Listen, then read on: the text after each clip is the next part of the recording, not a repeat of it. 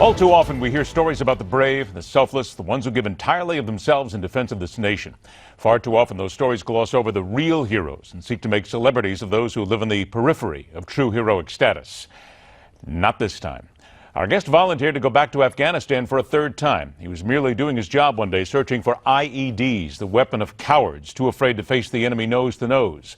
And he became one who came home a wounded warrior, yet to this day views himself as a man no longer wounded, just a man with scars, living life to the best he knows how.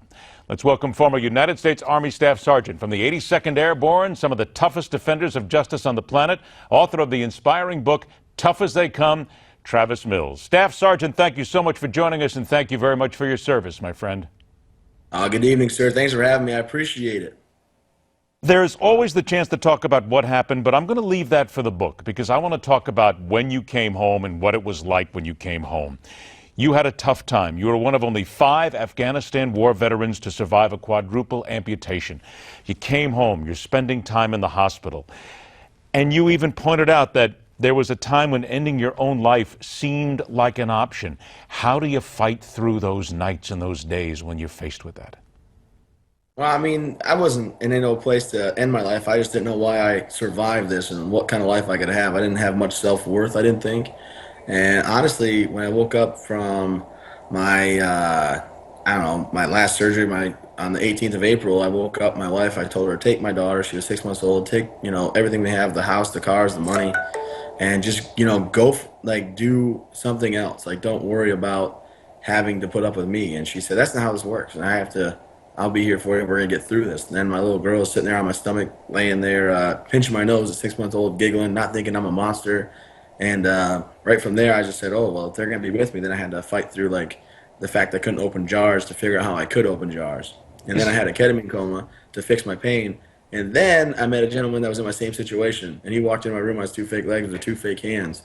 And I was just like, oh, it can be done. And I thought, might as well get after it. There's 2 ways to live your life, either in pity and sorrow or happiness, and keep pushing forward. And I was not going to be the one that was grumpy and angry for the next 60 years of my life. Is that what we miss sometimes, Staff Sergeant? You mentioned your wife and your daughter, the families, how important they are. And I got to believe that so many veterans come back and they say, you don't want to be with me. This isn't going to be your life. Live your life. But when you look in the eyes of your wife and your child, that has to be the moment that you realize whatever you have to go through, it's worth it.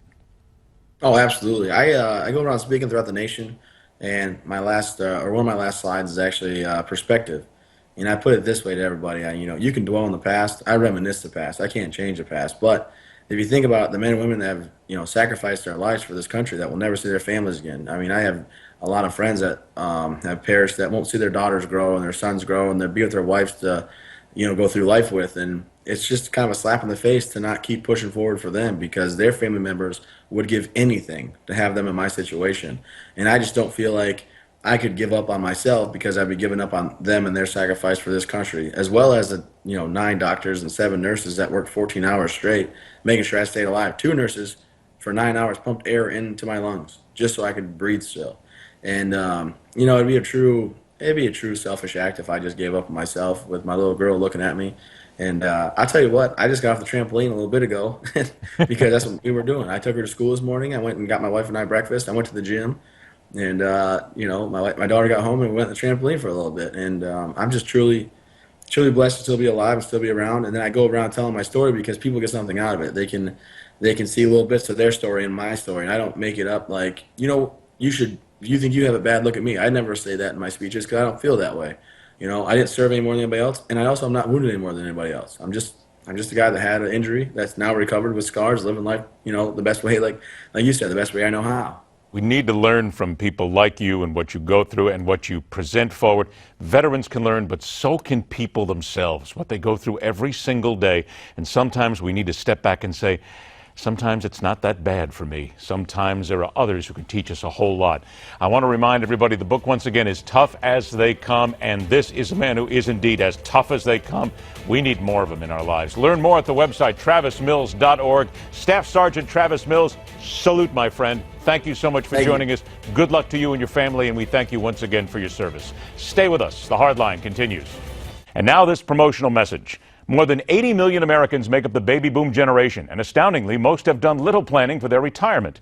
The Baby Boomer Survival Guide is here for boomers just like you to help get ready for your retirement. The guide is packed with money-saving tips and valuable advice to grow and protect your wealth and health. For example, on page 59, you'll learn a simple trick to bump your Social Security payments up by as much as 25%. On page 83, you'll discover the 5 best states to move to with low taxes and fantastic health care. Page 198, reduce your Medicare copays while expanding coverage, and so much more. We're confident you'll instantly save over $1,000 in hidden tax deductions you didn't even know about. The baby boom generation can thrive in retirement, and this survival guide explains how. It's available on Amazon, bookstores everywhere, but Newsmax has a great free offer for the Baby Boomer Survival Guide right now.